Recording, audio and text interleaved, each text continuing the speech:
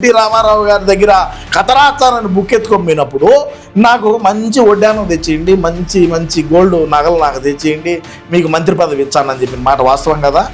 ఆయన దగ్గర దొంగతనంగా డాక్యుమెంట్ల మీద సంతకాలు పెట్టించుకొని ఇల్లు రిజిస్ట్రేషను ఆ బంజారా రేంజ్లో ఉండే స్థలం దొబ్బేసిన మాట వాస్తవం కదా. నువ్వు కన్నా కొడుకు ఏనాడైనా సరే ఏమే నన్ను కన్నా తల్లి లక్ష్మీపార్వతి గారు అని ఏ రోజైనా నిన్ను ఎక్కడైనా ఎవరికైనా పరిచయం చేసినటువంటి దాఖలాలు ఉంటే రా మాట్లాడదామని చెప్పిన. నమస్కారం ప్రజలారా. మన జగనన్న ప్రెస్ మీట్ పెట్టిన తర్వాత మరి ఏదో ఒక రకంగా ఎర్రి పుష్పం అయిపోయిన తర్వాత మన పార్టీలో ఉండేటువంటి తపేలం బ్యాచ్ని దించి తపేలం బ్యాచ్తో మరి ఏ విధంగా విమర్శలు చేయించాడు ఏందనేది మనకందరికి కూడా తెలిసినటువంటి విషయమే. నేనేమి ప్రత్యేకంగా చెప్పాల్సినటువంటి అవసరం లేదు. అందులో భాగంగా అన్న మరి ప్రెస్ మీట్ అయిపోతానే మరి హరికథలు చెప్పేటువంటి లక్ష్మీపార్వతి గారిని మా తల్లి పెద్ద ఆమె, సరే ఎంతో అనుభవజ్ఞులు, మరి ఆమెను వదలడం జరిగింది.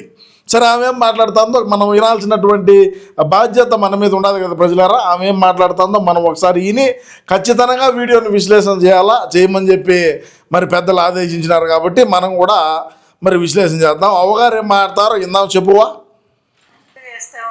వాళ్ళ మీద హత్యా నేరాలను మోపుతా ఉంటారు. ఇంత దారుణమైనటువంటి మనిషి చరిత్రలో ఎవరైనా ఉన్నారంటే ఒక్క చంద్రబాబు నాయుడిని చెప్పుకోవాలి. గొప్ప హిస్టరీలే ఈయన. గొప్ప హిస్టరీ అనింది. మరి తమది ఎంత గొప్ప హిస్టరీ. నర్సరావుపేట నుంచి మనం హైదరాబాద్ దాకా చేసినటువంటి ప్రయాణాల హిస్టరీ గురించి కన్నా ఒకసారి మనం చెప్పుకుంటే నువ్వు ఇంట్లో నుంచి కూడా బయటికి రాలేవు. ఎందుకంటే తమరి చరిత్ర, తమరి నేపథ్యం, తమరి చరిత్ర, నీ కథ ఆ విధంగా ఉన్నది. 1, 2 కాదు. మన బతుకు ఎక్కడి నుంచి స్టార్ట్ అయింది, నర్సరావుపేట నుంచి గుంటూరుకి ఎట్లొచ్చినాం, గుంటూరు నుంచి మళ్ళీ మనం హైదరాబాద్ దాకా ఎట్లొచ్చినాం, హైదరాబాద్లో మరి రామారావు గారి దగ్గరికి ఏ విధంగా పోయినావు, తెలుగువారి ఆరాధ్య దైవంగా కొలుచుకునేటువంటి నందమూరి తారక రామారావు గారి మీద ఎటువంటి మచ్చ తెచ్చిపెట్టినావు, నువ్వు ఆయన దగ్గరికి జీవిత కథ రాచానని చెప్పి నువ్వు ఏ విధంగా పోయినావు, మరి ఏందనేది నేను కూడా ఒకసారి పెద్దలను అడిగినా. మరి దాన్ని చెప్పాలంటే కూడా నా వీడియోను కొంతమంది స్త్రీమూర్తులు కూడా చూస్తారు కాబట్టి నాకు చాలా ఆటం వచ్చినాయి కాబట్టి నేను చెప్పలేకపోతున్నా. నువ్వు చెప్పు ఏందో. బా నీది కరెక్ట్, నీకేం మరకలు అట్లా, నువ్వు ఎక్కడా కూడా ఏళ్ళు పెట్టలా, ఏడా కూడా చెయ్యి చాపలా, నువ్వు కరెక్ట్గా వచ్చినావు. నీ జీవితము, నీ బతుకు, నీ చరిత్ర నువ్వు చెప్తున్నావు. నేను ఇంతకు మునుపు కూడా ఒక వీడియోలో చెప్పడం జరిగింది. ఏమని, నువ్వు కన్నా కొడుకు ఏనాడైనా సరే ఏమే నన్ను కన్నా తల్లి లక్ష్మీపార్వతి గారు అని ఏ రోజైనా నిన్ను ఎక్కడైనా ఎవరికైనా పరిచయం చేసినటువంటి దాఖలాలు ఉంటే రా మాట్లాడదామని చెప్పిన. చెప్పు.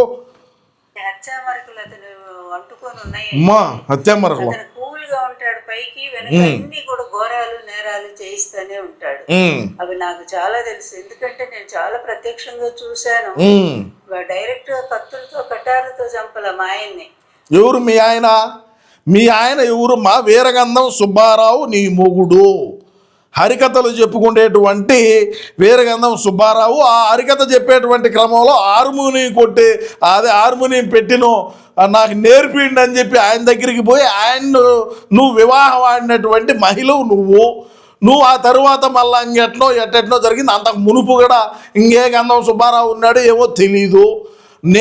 నాకు జీవన ఉపాధి లేదు, నాకు హరికథలు అంటే చాలా ఇష్టము, మీరు కథ చెప్తూ ఉంటే నాకు ఎంతో వినసొంపుగా ఉంటుంది, అందుకని చెప్పి నేను మీ దగ్గర శిష్యరేమో చేస్తాను, నాకు హార్మోని పెట్టి కొట్టేది నేర్పిండి అని చెప్పి ఆడికి పోయి హార్మోని కొట్టడం చాలిచ్చి ఇంకేమో చేసి నీ బతుకు, నీ చరిత్ర, నువ్వు మన అన్న ఇచ్చాడు ప్యాకేజు, ఓకే బాగున్నది. కానీ ఎందుకు అంత ఎగేసుకో మాట్లాడేది? కాటికి పోయే వయసులో నీకు ఎందుకు ఇంత పొగడాలు? ఇకనైనా తగ్గొకరవ్వా, ఏం తగ్గొద్దు, నువ్వు తగ్గొద్దు. నువ్వు అన్నను ప్రధానమంత్రిని చేసేదాకా ఎక్కడ నువ్వు ఎక్కడికి తగ్గొద్దు. చెప్పు. లేట్లే బేసుకో, ఇంకేమున్నది వెయ్యి.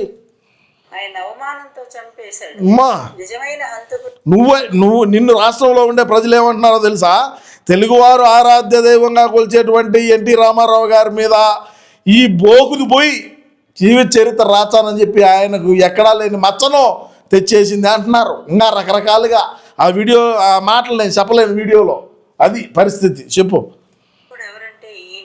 ఎందుకంటే కత్తులతో చంపేది హత్య కాదు, మానసికంగా అవమానం చేసి వాళ్ళని వేధించి వేధించి చంపటం కూడా హత్య క్రిందకి వస్తుంది. ఆ విధంగా ఎన్టీఆర్ గారు అంత గొప్ప పార్టీని స్థాపించి కాంగ్రెస్ పార్టీకి వ్యతిరేకంగా 9 నెలల్లోనే అధికారానికి తెచ్చుకొని మరి దేశంలోనే నేషనల్ ఫ్రంట్ చైర్మన్ గా ఎదిగి ప్రపంచ స్థాయిలో కూడా మరి అంత గొప్ప నాయకుడని పేరు తెచ్చుకున్నాడు ఎన్టీఆర్. నువ్వు చెప్పలేదులే, మాకు అందరికీ తెలిసిలే, నువ్వు బోకు మాటలేదో చెప్పు. అధికార వ్యామోహం కోసం, అధికార వ్యామోహంతో పదవి కోసం దారుణంగా రామోజీయను మరి వేబేన్ రాధాకృష్ణ ముగ్గురు కలిసి ఎంత కిరాతకంగా ఆయన చంపేశారంటే, ఎంత వైస్రాయ్ హోటల్కి వెళితే మెట్టు తీసుకొని పుండ్లన్నీ రాళ్ళు కొడతారు, కట్టించినట్టు ఏమో వినయ్ మళ్ళా కట్టించుకోవాల్సి వస్తుంది. ఇప్పుడు జగన్మోహన్ రెడ్డి గారు మన అన్న ప్రెస్ మీట్ పెట్టాడు.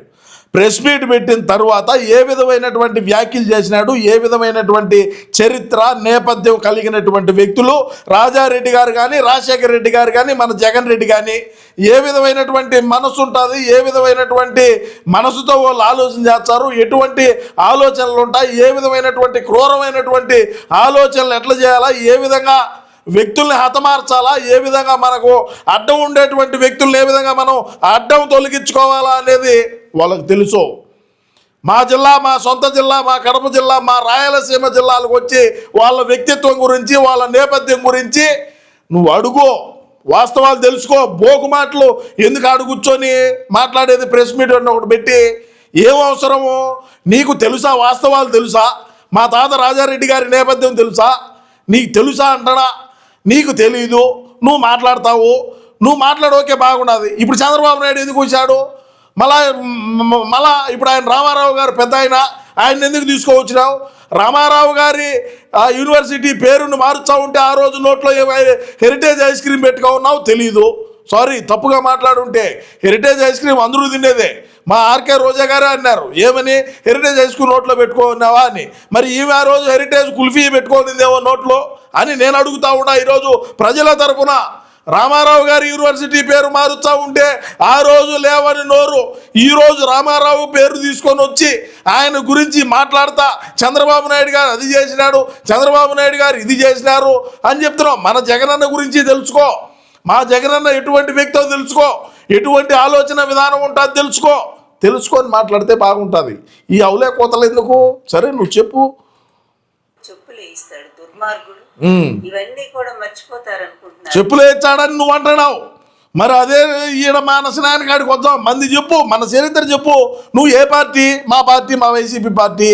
మాసనాయన ఎందుకు వినాడో దాన్ని చెప్పు. మరి ఆ రోజు తల్లికి దిక్కు చెల్లెకు దిక్కు ఒక అవకాశం ఇవ్వండి అని చెప్పి ఇచ్చిన తర్వాత 151 సీట్లతో అన్నారు ముఖ్యమంత్రి అయిన తర్వాత తల్లి ఎందుకు పోయిందో, చెల్లి ఎందుకు పోయిందో చెప్పు. సినాయన కేసు ఏమైందో చెప్పు. నారాసుర రక్త చరిత్ర అని చెప్పి చంద్రబాబు నాయుడు చేతిలో ఇది కత్తి పెట్టారు, దాని కథ ఏందో చెప్పు. మనీ మాట్లాడుకుంటే ఎన్నో ఉన్నాయి, అర్థమవుతుందా? సరే నువ్వు చెప్పు. నీ బతుక్కి నేను ఒకటే నేను అడిగినా కదా, దాన్ని నెరవేర్చు. ఇప్పుడు మనం మాడదాం. చరిత్ర ఎప్పటికి కూడా మర్చిపోదు చంద్రబాబు నాయుడు. నువ్వు చేసినటువంటి నీచమైన రాజకీయాలు మొట్టమొదటిగా ఎన్టీఆర్ గారితోనే మొదలు పెడదాము. ఎన్టీఆర్ ఎంతగానో అవమానం చేశావు. 8 నెలలు తిరగకుండానే 258 సీట్లు గెలుచుకున్నటువంటి ఒక ముఖ్యమంత్రిని దింపడానికి ఆయన భార్య మీద ఆయన భార్య అంటే చెప్పా నిందలేసావు. దారుణంగా ఒక ముఖ్యమంత్రిని దింపడానికి ఆయన భార్య మీద నిందలేసావు. ఆయన భార్య అనంత పనులన్నీ ఏడగొడతారు. మరి నువ్వు ఎవరు? నువ్వేమంటారో తెలుగులో ఏమంటారు నిన్ను అనేది ఒకసారి నేను నా నోటితో చెప్పలేకుండా మీ అభిప్రాయాన్ని కామెంట్లో తెలియజేయండి. రోజు నీ ఏదో పత్రికల్లో పిచ్చి పిచ్చి రాతలన్నీ రాయించావు. చివరికి మరి వైస్రాయ్ హోటల్లో ఎమ్మెల్యేలు బంధించావు. కుట్రలతో కుయుక్తులతో వాళ్ళందరినీ లోపరుచుకున్నావు. 2 పత్రికలు ఉన్నాయి కనుక పచ్చ పత్రికలు 2 కూడా ఇష్టం వచ్చినట్టుగా కుట్ర కాజ్యం పోసాయి. అసలు కుట్ర కాజాడు రామోజీరావే కదా. ఇలా మీరంతా కలిసి ఎన్టీఆర్ ని ఎంత అవమానం చేశారు. మరి యుగ పురుషుడు అంటూ ఈ రోజు ఏమో ఉపన్యాసాలు చెప్తా. సిగ్గు, ఏ మాత్రమైన సిగ్గు శరము అనేది నీ జన్మలో ఎప్పుడు నీకు రాయలేదు. నీకు పుట్టుకతోనే లేదు, సిగ్గు లేదు, శరం లేదు, నీకు సీము రక్తము ఏం లేవు. నువ్వు మన జగనన్న కోసం పనిచేసేటువంటి కార్యకర్తవు. ఒక నాయకురాలిగా నిన్ను మన పార్టీలో లేపినారు. మరి నువ్వు ఆ రోజుల్లో మాట్లాడుకుంటా మనకు ఏదైతే మనం అధికారంలో ఉన్ననాడు మనకు 3 లక్షల రూపాయల జీతం ఇచ్చినారు, ఒక ప్రభుత్వ వాహనాన్ని ఇచ్చినారని నీ ఇష్ట ప్రకారం గులికి ఈరోజు మరి మనోడు ఏదో పకోడీ మాటలు మాట్లాడి మరి డోసు పని చేయకునో డోసు పని చేసో మరి లేకుంటే మత్స్యమితం ఉండో లేకనో మనం ఇట్లా మాట్లాడితే ఏమవుతాం అనేటువంటి సోయి కూడా లేకుండా ఒక కామెడీ పీస్ మాదిరా ఒక ప్రెస్ మీట్ పెట్టి మాట్లాడి అదేవిధంగా యూట్యూబ్లో కావచ్చు, మీమర్సోలు కావచ్చు, అదేవిధంగా మెయిన్ స్ట్రీమ్ మీడియా కావచ్చు, ప్రతి ఒక్కటి ఇక్కడ మన జగనన్న చేసినటువంటి వ్యాఖ్యల మీద డిబేట్లు పెట్టడం, వాటి మీద చర్చలు జరగటం, రాష్ట్ర వ్యాప్తంగా కూడా ఒరే జగన్మోహన్ రెడ్డి ఏనైనా మనం 5 సంవత్సరాల పాటు ముఖ్యమంత్రిగా చూసింది, ఈడికైనా ఇంత తెలివి ఇంత మేధాశక్తి ఉన్నదా, లేకుంటే 151 సీట్లు ఈయన పెట్టిన పార్టీకైనా మనం ఇచ్చి గెలిపించింది, ఈడు చూసే ఈడు మాట్లాడేందిరా స్వామి ఇంత అవులేగా ఉన్నాయనుకొని మరి దేశవ్యాప్తంగా ఉండేటువంటి తెలుగువారే కాదు ప్రపంచవ్యాప్తంగా ఉండే తెలుగు వాళ్ళందరూ కూడా జగన్మోహన్ రెడ్డి ఒక కామెడీ పీస్ అయిపోయినాడు. రాబోయే రోజుల్లో ఇక ముఖ్యమంత్రిగా కష్టమే, సీమరాజా ప్రధానమంత్రిని చేసుకోవాలని అహర్నిశలు పోరాడుతూ ఉన్నాడు. మనం సీమరాజాకి సపోర్ట్ చేద్దామని అందరూ మనకు సపోర్ట్ చేస్తూ ఉంటే ఈమెను పంపించారు. ఏమని నువ్వు ఒక ప్రెస్ మీట్ పెట్టు, ఆ చంద్రబాబు నాయుడిని తిట్టు, గతం అంతా నీ కార్ఖానీ అంతా చెప్పు, నువ్వు కూడా అదే పెద్ద ఆయనే అదే తెలుగువారి ఆరాధ్య దైవం ఎన్టీ రామారావు గారి దగ్గర కథరాచారని బుక్ ఎత్తుకొమ్మినప్పుడు నాకు మంచి వడ్డానం తెచ్చేయండి, మంచి మంచి గోల్డ్ నగలు నాకు తెచ్చేయండి, మీకు మంత్రి పదవి ఇచ్చానని చెప్పిన మాట వాస్తవం కదా. ఆయన దగ్గర దొంగతనంగా డాక్యుమెంట్ల మీద సంతకాలు పెట్టించుకొని ఇల్లు రిజిస్ట్రేషను ఆ బంజారా హిల్స్లో ఉండే స్థలం దొబ్బేసిన మాట వాస్తవం కదా. చెప్పు దీనికి సమాధానం. లేకంటే నీ బతుక్కి రాళ్ళు కొట్టి సంపాదించినావా, లేదన్నట్టుగా ఉంటే కట్లు కొట్టి సంపాదించితే నీకు హైదరాబాద్లో ఇల్లు వచ్చిందా, నువ్వు వడ్డీలకు మారుచున్నావా లేదా, నువ్వు నెలాపొద్దు ఇంట్రెస్ట్లకు డబ్బులు మార్చున్నావా లేదా, యాడ్ నుంచి వచ్చింది మీ వీరగంధం సుబ్బారావు నీ మొగుడేమన్నా ఇదో 1 కోటి రూపాయలు నీకు ఇచ్చినాను నువ్వు హైదరాబాద్లో ఇల్లుగును లేకంటే నువ్వు వడ్డీలకు మార్చుకోని నీకేమన్నా ఇచ్చినాడా. అదే రామారావు గారి దగ్గరనే నువ్వు డబ్బులు దొబ్బేసినావు, ఇళ్ల స్థలాలు దొబ్బేసినావు, ఒక ఇల్లు దొబ్బేసినావు. దీనికి నువ్వు కరెక్ట్గా ఉంటే సమాధానం చెప్పావు. నువ్వు మరి మాట్లాడంగా మాట్లాడు, సమాధానం చెప్పి మాట్లాడు, మళ్ళీ ఏమన్నా ఉంటే మాట్లాడతా. నువ్వు ఎన్ని కట్లు కొడితే నువ్వు హైదరాబాద్లో ఇల్లు కట్టినావు, ఎంత నువ్వు రాళ్ళు కొడితే ఏం చేసాయి, ఎట్టొచ్చింది నీకు లెక్క చెప్పు, లెక్క చెప్పు. నువ్వు నర్సరావుపేట నుంచి ఇంటర్సిటీ ట్రైన్లో వచ్చి గుంటూరుకు వచ్చేదానివి, అదేవిధంగా గుంటూరులో దిగి జనరల్ టికెట్ ఒకటి కొనుక్కొని ట్రైన్ ఎక్కి హైదరాబాద్కు వచ్చిన దానివి, ఏ లంగా ఏ బఫూన్ ఏ డెకాయిట్ హౌలే పనులు చేయకుండా ఉంటే నీకు కోట్ల రూపాయల ఆస్తులు ఎక్కడి నుంచి వచ్చినాయి, దీనికి సమాధానం చెప్పు, తర్వాత మాట్లాడదాం.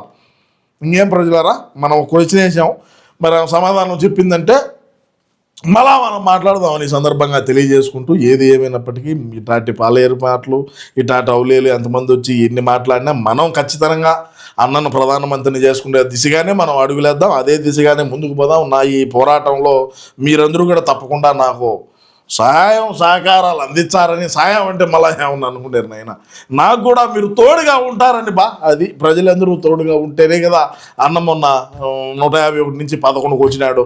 మరి మీరు తోడుగా ఉంటే దేశవ్యాప్తంగా మనం అన్నీ కూడా ఏకం చేసుకొని ప్రధానమంత్రిని చేసుకుందామని ఈ సందర్భంగా నేను తెలియజేసుకుంటూ నమస్కారం.